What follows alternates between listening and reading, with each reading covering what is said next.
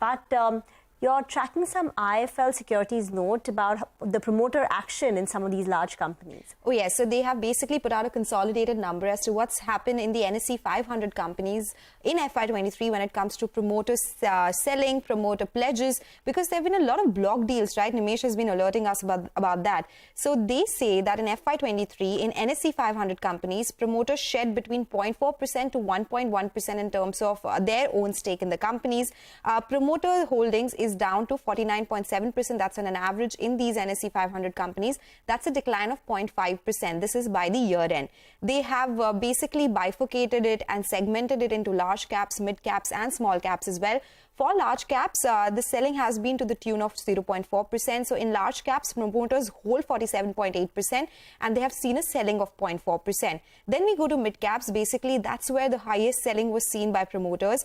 They hold around 56.2% stake. They have the highest holding as well, and they sold the highest. 1.1% has been the promoter selling in this segment. In small caps, promoter holding is to the tune of 52.4%, while promoter selling has been to the tune of 0.7%. So that's the broad range, 0.4% to 1.1%, in which mid caps have seen the highest promoter selling. Now, the prominent deals that we saw in Q4 where promoters did sell some stake has been Interglobe Aviation, Samvardhana Motherson and HAL as well, because there was this OFS by the government. Now, even as promoters sold, IIFL Securities says that it's the FIIs and mutual funds that picked up similar stakes on the whole. So it was that company did see an interest by a bigger buyer as well on the other side.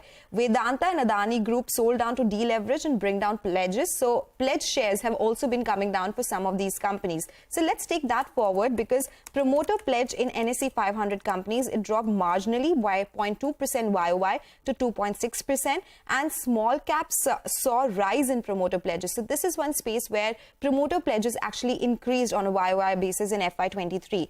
They have now again put out segments in which healthcare actually saw the highest rise in promoter pledge in the March quarter, and in the healthcare space it was Ester DM, which was the one which saw 4.4% increase in terms of their pledges. What actually saw a drop in pledges, it was logistics and capital goods. Adani Ports, of course, we all know that it was a 7.1% decline in pledge for Adani Ports. The company has been talking about it.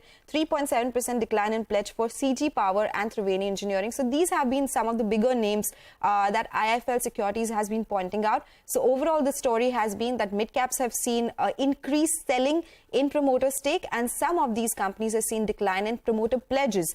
So that's the entire picture as far as promoter shareholding is concerned. Interesting note, so I thought we should highlight that here.